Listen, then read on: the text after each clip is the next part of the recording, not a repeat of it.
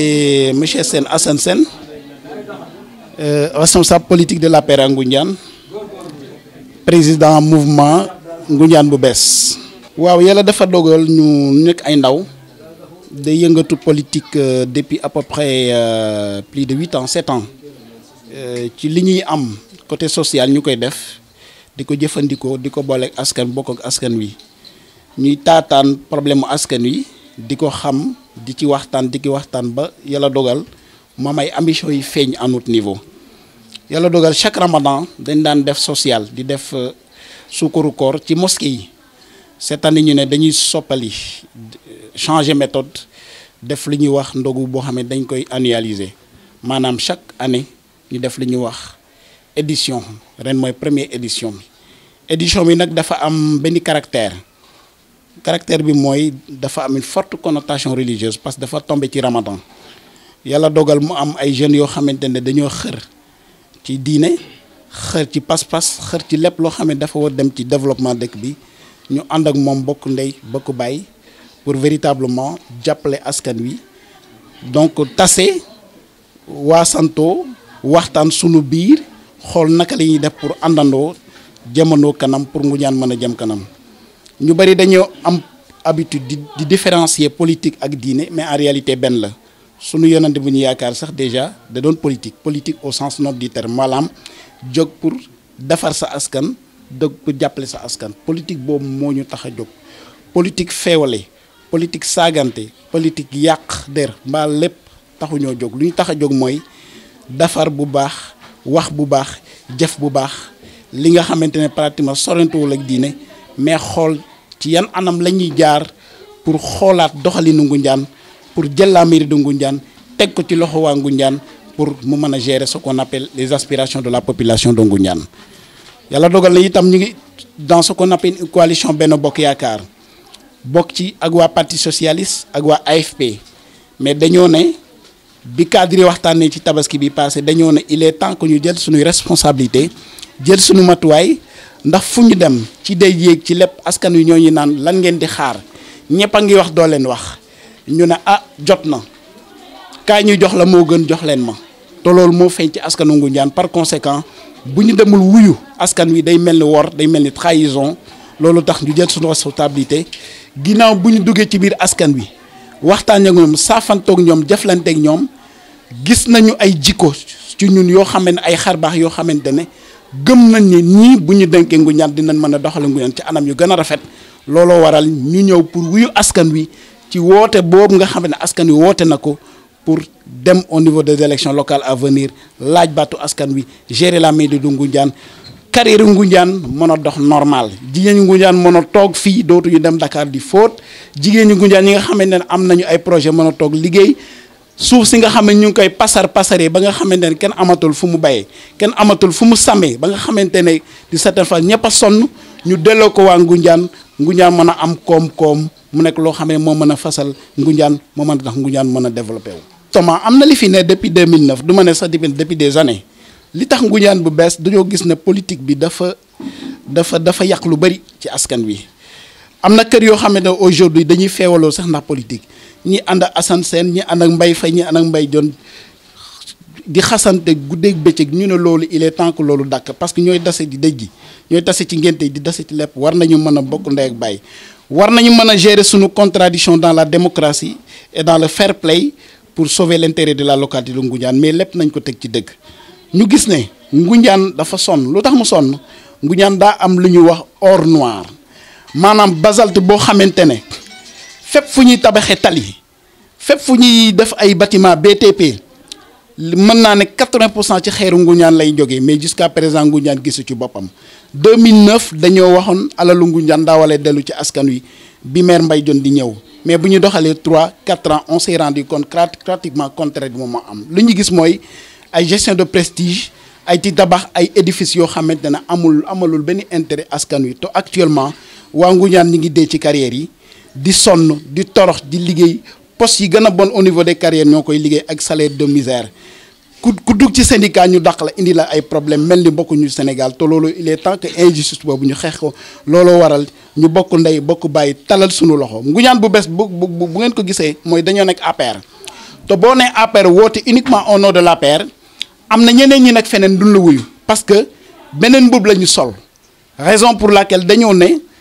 APR a ngi fi mais dañuy tëbb APR sote APR am liñ ci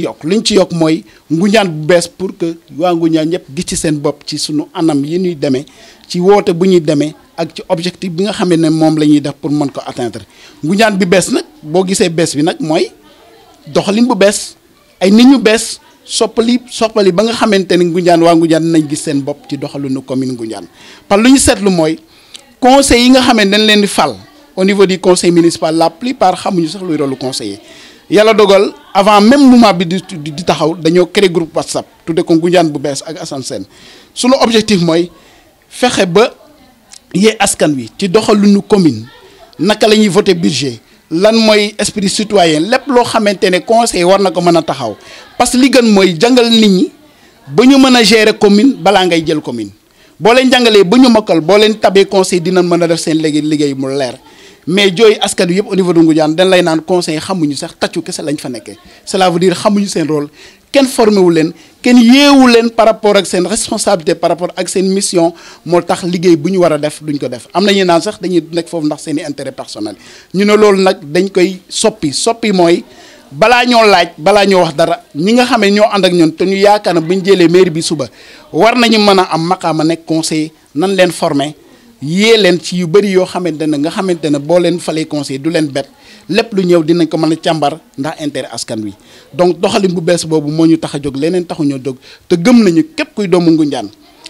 am dignité Ngoundiane ñor la intérêt Ngoundiane ñor la intérêt askan wi ñor la alalu Ngoundiane ñu sam ko sam yi ci anam yu gën a rafet ñor la mouvement bi Ngoundiane bu bees yi di nga ko wuyu parce que lu baax kese moo ñu tax a jóg te jëf nañ ko askan wi nag dama faral di naan suñu particularité du ma ne sama particularité depuis bu ñu duggee politique ba léegi amul feewaloo amul ñaawoo boo xam ne am nañ ko gaa doomu Ngoundiane damay faral di naan liberté bi ma am sama kër ici au niveau de Kër Modou Mack Diack moom laa am ci kër yëpp kër bu ma dugg Ngoundiane mën naa fa dugg lekk fa añ fa reer fa fanaan fa parce que saxuma ak ñoom lu ñaaw lu rafet laa ma sa sax ak ñoom bu jusqu'à présent par conséquent gisuma lu war a mën a tax waruma mën a laaj te gëm naa ne bu ma laaj yi dinaa am parce que waa Ngoundiane noo jóg pour mbir yi changer te bu ñu changer également changement de qualité la ñuy def bu ñu changer pour changer mais dañuy changer teg commune bi ci loxo ñoo xam ne du mën a koo xam ne ñoo xamante ne am nañu expérience am nañ expertise am nañ xam-xam am nañ jaar-jaar am nañ gëm-gëm pour doxal Ngoundiane mën a jëm kanam loolu nekk la loo xamante ne loolu bokk na li tax ñu woote kii bi ñu bëri nag bu ñu déggee mbir nañ naan politique moo laxasu ci woote bi mënta ñàkk nee naa ko man nekkuma ci ñuy feewale di politique ak diine moo ànd te daa war a mën nga ànd jëfin wi moo bon mais jëfin bu rafetoon imaam yi sax mën nañ nekk maire Ngoundiane jëfin bu rafetoon sëriñ yi sax mën nañ nekk président mais jëfin boobu moo war a rafet te ñun dañoo taxaw pour soppali doxin boobu ba nga xamante ne imaam sax dinañ fexe ba mu dem au niveau du conseil municipal nekk fa conseiller parce que lu muy doxal guddeeg bëccëg julee kursam lu baax lu muy digle yëpp loolu boo demee au niveau des codes des collectivités locales lu baax luy tax askan wi mën a jëm kanam li ma ci yokk mooy dafa am ko xam daf may inspiré te yàlla bu dogalee ñu fekke ko déwén incha allah muy si Saliou Mbacké moom lañ nar a tuddee suñu 2e édition li ko waral Serigne Saliou dafa ne xel koom ñaari baat la xel koom maanaam pour nga am koom-koom foo nga am xel boobu nga jëfandikoo pour mën a am koom emploi des jeunes bii ñuy wax au niveau de la présidence partout di wax dañoo war a meññal affaire yi ndaw yi mën a am liggéey il suffit juste ñu jëfe baatu Serigne Saliou lépp baax ndax dara amul lu am solo muy suuf si li nga xam ne am ndox am lépp looy xaarati defal les moyens def ay projet di ñuy dem liggéeyi waaw loolu moo am Arizona moo am États-Unis moo am partout au niveau international looloo tax dëkk yi nga xam ne am nañu koom-koom ñu am ko Sénégal war na mën a jaar foofu te ñi ci kaw buñ ko tàmbalul Ngoundiane buñ jëlee maire bi dinañ jox le premier exemple ñu cité mairie Ngoundiane comme la première bi nga xam ne jox na exemple en matière de mise à profit de tes potentialités ressources naturelles pour véritablement Ngoundiane mën a am koom-koom à partir ci suufam te war na mën a nekk te loolu lañ gëm xel comme boobu nañ ko boole inspiré wu ci Serigne Saliou dem ci tool yi bay mais tous les moyens jeunes yi ñëw femmes yi ñëw amatul sax ay joxe suufu carrière bi daf ñu sonal carrière bi mën na nekk sax nekk ay tool carrière bi coono kese la ñu jural. je crois que am na terre yoo xam ne dag nañ ko pour carrière bu ñu ko dagoon pour ay projet waxuma projet yoo xam ne da ngay indi tubaab mu jël projet bi di exploiter di jël ay milliards di réew bitim réew di fay waa dëkk bi ay salaire de misère déedéet nit ki boo jëlee toolam déjà da nga koy luyer déjà dañ ko war a luyer kenn waru ko jaay te boo jëlee tool dans le cadre de ce qu'on appelle une convention da nga ko xel di fay mensuellement mais également war na mën a am pourcentage mbaa contribution ci liggéey bi nga xamante ne moom ngay def ci tool bi mu mën cee gis boppam. genre projet yooyu lañ soxla mais pas projet boo xam ne da ngay jël tool bi ba pare jënd ko def ko sa moomeelu bopp di liggéeyloo borom tool bi di ko fay 40 000 mbaa journée 2500 déedéet ñun bëgguñu loolu gisuñu loolu te loolu moo mën a soppali Ngoundiane te anam yooyu la ñuy taxawee incha allahu rabbi te deuxième édition dañ koy déjee magal bu mag lay doon incha allahu rabbi te Sine Saliou lañ koy tuddee. yàlla ginnaaw bu ñu jëlee mairie yi ba pare suñu première édition Sine Saliou lañ koy tudde ñu ñëwaat fii encore defaat ni ñu defoon def ci xaalis def ci lépp waa Ngoundiane yëpp saafoo nekk benn pour xool naka lay fan luy jaar pour mën a développer Ngoundiane incha allahu rabbi. waaw dernier mot bi may joxe mooy remercier xale yi nga xam ne ñoom laa àndal remercier les cadres de l'APR yi nga xam ne depuis la tabaski ñoo ma tabbi comme ma nekk war a am ambition d'abord. donc voilà imposé au niveau du Benno Bokk Yaakaar nekk véritablement un candidat à la candidature de Benno Bokk Yaakaar yàlla bu dogalee ba ñu gagné étape boobu ñu dem pour nekk candidat mairie Ngoundiane kon awma seen fay parce que xam-xam bu ma am nañu bu raw boobu kon bu ñu ma wooloo ba teg ma à la tête cela veut dire que véritablement donc ils sont humbles ils sont reconnaissants te maa ngi leen di